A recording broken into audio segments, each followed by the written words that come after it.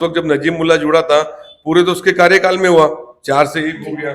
हमारे साहब तो उस वक्त एमएलए थे ना। सबसे बड़ा कमीशन खोर नजीब मुल्ला है, मेरे से ज्यादा वो कोई नहीं। कैसे? सबसे बड़ा कमीशन खोर नजीब मुल्ला है, मेरे से ज्यादा वो कोई नहीं। कैसे? आप किसी को चापलूसी करने की है, किसी को चुगली लगाने की, किसी को तरक्की करने की, मेरे को कान में गुजा के खुश कर दूं। 2009 में मेरा मुंह देख के अवार्ड सबको वोट दिए थे, जी।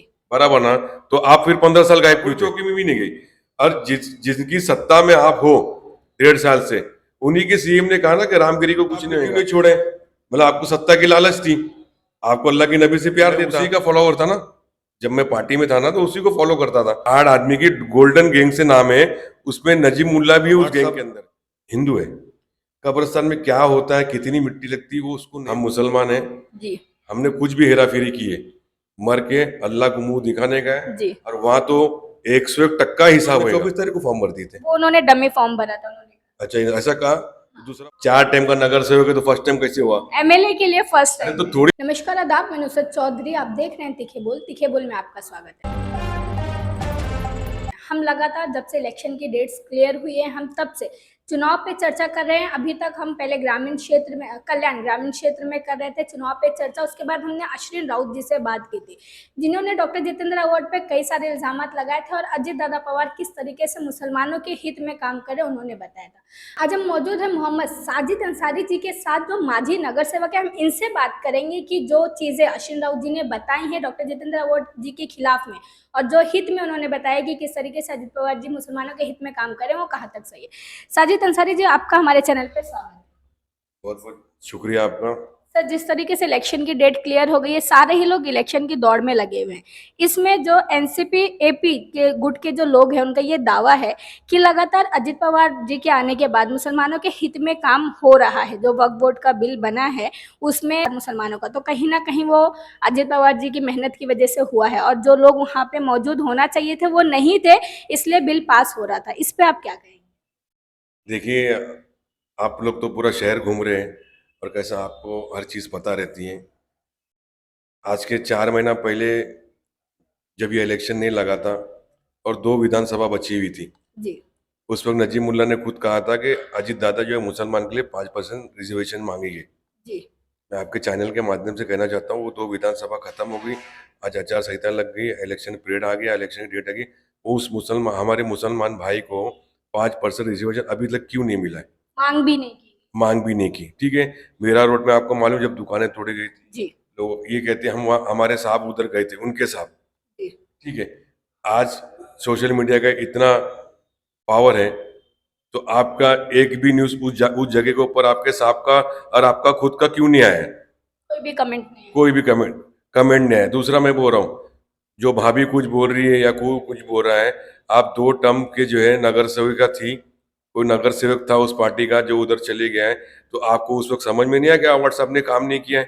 सर, ये सवाल तो बहुत बड़ा है, क्योंकि उनका ये इल्जाम है कि हमें काम नहीं करने दिया जाता या बोलने नहीं दिया जाता था। मगर जिसे बोलने नहीं दिया जाता था तो फिर वो तारीफें कैसे करता था? तारीफ तो जबरन कोई नहीं करवा सकता किसी। देखिए मैडम, मैं भी ना एक नगर सेवक था, बराबर ना। हमारे को थाना महानगर पालिका से ना हर साल एक निधि मिलती है, जी। पर्सनल। उसमें आपको जो है जो काम कराना है कराइए। अभी उसके अंदर आवाज साहब कैसे बीच में आ जाएंगे? वो तो आपको काम करना ही है आपके वार्ड में। हाँ, अब किसी को चापलूसी करने की है, किसी को चुगली लगाने की है, किसी को तरक्की करने की, मेरे को कान में गुजा के खुश कर दूं, वो बात अलग है। मगर पर्सनल महानगर पालिका से हर साल जो है निधि मिलती है, एक नगर सेवक को भी, एक नगर सेविका को। उसके अंदर आवाज सबका क्या रोल है? नजीब मुल्ला जी अक्सर ये आरोप लगाते हैं कि जो नगर सेवक और नगर सेविकाओं को जो निधि मिली थी उसी का इस्तेमाल डॉक्टर जितेंद्र अवार्ड जी करते हैं। तो आपके साथ भी कुछ ऐसा हुआ है? नहीं, मेरे साथ में तो यकीन मानो, अल्लाह गवाह है, मेरे साथ में तो ऐसा नहीं हुआ है।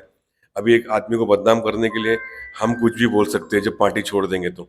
अब वो खाली बदनाम कर रहे हैं, अब क्योंकि वहाँ जा चुके हैं तो वो बदनामी करेंगे, आवाज साहब की बुराई करेंगे, और आवाज साहब की बुराई से उनका घर चलेगा, क्योंकि उनके सिवा दूसरा कोई काम ही नहीं है।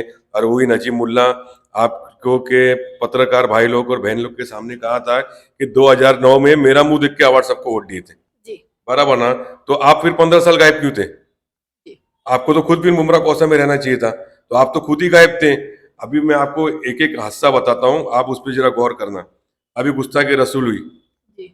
बराबर, हमारे उलमाए कराम गए, तमाम पार्टी के लोग गए मुमरा कौसा के, पर अवार्ड साहब उधर आए, एक हिंदू एमएलए होके उधर आके हमारे मौलाना के साथ बैठ के एफआईआर दर्ज कराए।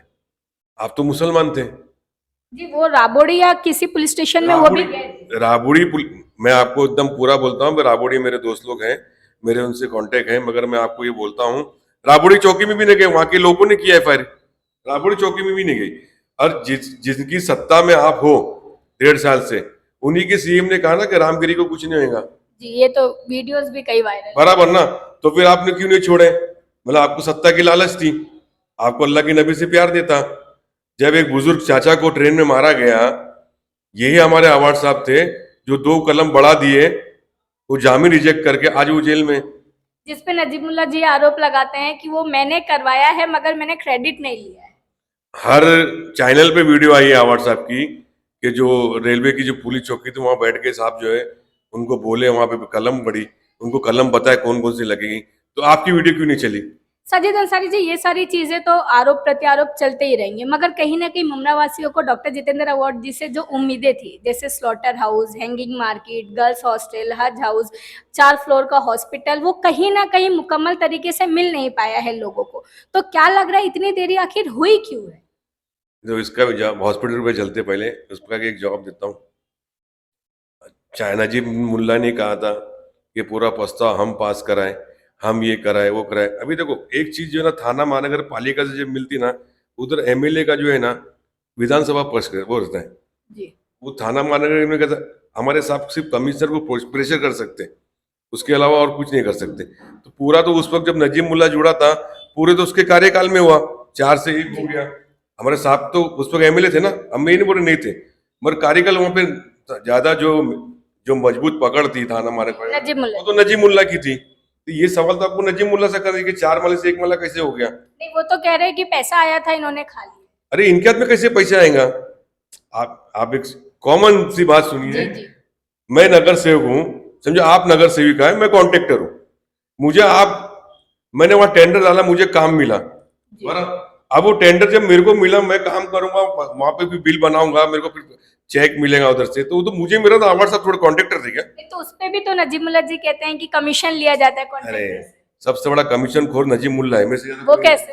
अरे मैं उसी का फॉलोअर था ना, जब मैं पार्टी में था ना तो उसी को फॉलो करता था। तो मुझे देखो, थाना महानगर पालिका में 8 आदमी की गोल्डन गैंग से नाम है, जी। 8 आदमी की गोल्डन गैंग से नाम है, उसमें नजीम मुल्ला भी उस गैंग के अंदर है। गोल्डन गैंग आप एक्सप्लेन करेंगे क्या है? गोल्डन गैंग कैसा है? मतलब जो था नगर पालिका में जो बड़े बड़े नगर सेवक है ना, तो उसमें 8 के अंदर एक नजीम मुल्ला भी था। जी। तो ये बड़े ठेकेदार को कैसा परसेंट लेना, ओके। कैसा क्या करना, ब्लैकमेल करना, ये इनको अच्छी तरह आता है। परसेंट इनको मिला होगा तो अब उनको कुछ बोलने के लिए है ही नहीं, तो अवार्ड सब सब इल्जाम आते रहेगा, इसमें चलते रहेगा। साजिद अंसारी जी, एक और बात सामने आती है, हमने 2014 या 15 का एक वीडियो चलाया है या फिर 2019, हम कंफर्म नहीं है, जिसमें खुद नजीमुल्ला जी ये कहते हुए नजर आ रहे हैं कि कब्रिस्तान को वहां लाने की जिम्मेदारी आनंद फानंद में मैंने ही ली थी, अवार्ड साहब का इसमें कोई हाथ नहीं है। और आज उसी कब्रिस्तान पे वो राजनीति कर रहे हैं, तो इस पे क्या कहेंगे आप? मैं जिस चैनल पे उन्होंने इंटरव्यू दिया था ना, मैं उस चैनल का नाम बोलूंगा आपके चैनल के माध्यम से। चाचू का चैनल था हिंदुस्तानी रिपोर्टर, जी उसमें उनने कहा था कि मित्तल से मैं मीटिंग करके लाया था कब्रिस्तान। जी इसमें भी अवार्ड साहब का रोल कैसे है? और थोड़ी देर के लिए मानते हैं अपन लोग, अवार्ड साहब ने 5 एकड़ वो जमीन दे दी। जी। अभी अवार्ड साहब हिंदू है, कब्रिस्तान में क्या होता है, कितनी मिट्टी लगती है, वो उसको नहीं मालूम है। नहीं मालूम। तो ये हमारे लोग को जो है ना, उस कब्रिस्तान को सही करना चाहिए सबको मिलके, तो वो सब तो किए नहीं, अभी खाली टांग खींचते रहते हैं। सर, वो मिट्टी का जो मामला है वो भी काफी ज्यादा उछला। आप जानते हैं कि बबलू सैयद जी को ये मामला मिला था, जो गुजरात की मिट्टी कहकर उन्होंने वहां से मुमरा स्टेशन से आगे से कहीं से उन्होंने वो मिट्टी उठा के कब्रिस्तान में डाल दिया। और बबलू सैयद जी खुद ये बातें सामने आ रही सबील की मैटर के बाद से कि वो भी प्रॉपर मुस्लिम नहीं है, कन्वर्टेड मुस्लिम है। तो आखिर डॉक्टर जितेंद्र अवार्ड जी ने ऐसे इंसान को वो कॉन्ट्रैक्ट दिया ही क्यों? एकदम शॉर्ट जवाब दूंगा बहुत अच्छे से। हम मुसलमान हैं, जी हमने कुछ भी हेरा फेरी की है, मर के अल्लाह को मुंह दिखाने का है, जी और वहां तो 101% हिसाब होएगा। और आगे मैं इसके बारे में कुछ नहीं बोलूंगा, एक ही पार्टी है ये, मगर अल्लाह के घर पे तो उन सबको जवाब देना है, ये बात तो तय है। साजिद अंसारी जी, अभी क्या लग रहा है, जो एक कॉल है जो भी एक हवा चल रही थी 15 सालों से डॉक्टर जितेंद्र रावत जी की, मगर कहीं ना कहीं जो भी नामांकन रैली नजीब मुल्ला जी की निकली है उसमें कहीं ना कहीं एक हवा बदलती हुई नजर आ रही है। तो क्या लग रहा है, एनसीपी एसपी पे कुछ फर्क पड़ रहा है या नहीं पड़ रहा है? अल्हम्दुलिल्लाह कुछ फर्क नहीं पड़ रहा है। देखो हम सब कार्यकर्ता मिल के जुड़ के इंशाल्लाह पूरी कोशिश में लगे कि साहब इंशाल्लाह जीतेंगे। और दूसरी बात, एक रैली में वीडियो आई थी अभी 2 दिन, जब 28 को रैली थी ना इनकी, जी, रैली किस चीज की थी, मैं ये सवाल मैं नामांकन रैली उन्होंने कहा, ये तो उन्होंने 24 तारीख को फॉर्म भर दिए थे। वो उन्होंने डमी फॉर्म भरा था उन्होंने। अच्छा ऐसा कहा, तो दूसरा फॉर्म भरने के लिए पत्रकार लोग भाई वहां गए थे क्या? उन्होंने कहा कि हमने डमी फॉर्म भरा था क्योंकि मेरा फर्स्ट टाइम 4 टाइम का नगर सेवक है तो फर्स्ट टाइम कैसे हुआ? है, एमएलए के लिए फर्स्ट अरे टाइम तो थोड़ी फॉर्मेलिटी पेपर में थोड़ी चेंजिंग हो गई होगी ना, कॉलम तो वही रहता ना, जी। तो फिर कैसा तुमका नया टाइम हुआ? एक भी मुसलमान नेता उनके साथ चेहरा, जी आप खुद फोटो चलाए।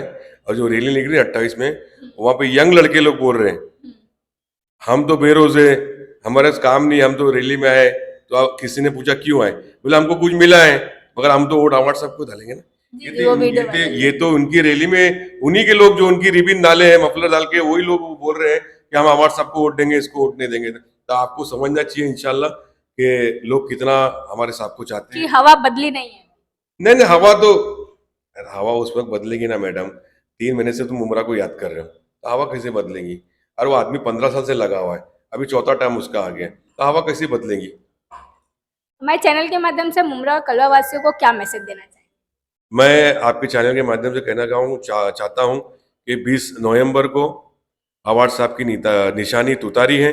आदमी के साथ जो है तुतारी पकड़ के आदमी खड़ा हुआ है, आप उस बटन को दबा के आवाज साहब को इंशाल्लाह कामयाब कीजिए। साजिद अंसारी जी को कई सवालात आ रहे थे एनसीपी एपी द्वारा, हमने सारे सवालात उनसे किए। किस तरीके से आप उन सवालात से संतुष्ट हैं या नहीं, कमेंट करके जरूर बताएं। मैं नुसरत चौधरी, जय हिंद जय महाराष्ट्र।